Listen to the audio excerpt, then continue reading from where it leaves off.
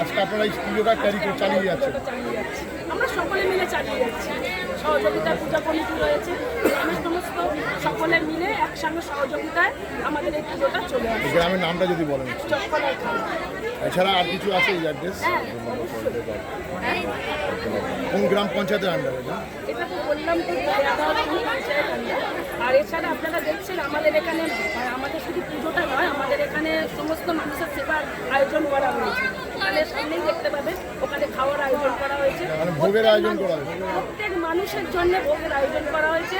আমরা চাই যাতে মানুষ এখানে পুজো দেখবে সারা রাত, প্লাস সঙ্গে আমরা সকলে যাতে ভোগ পাই সেই ব্যবস্থাও করা হয়েছে।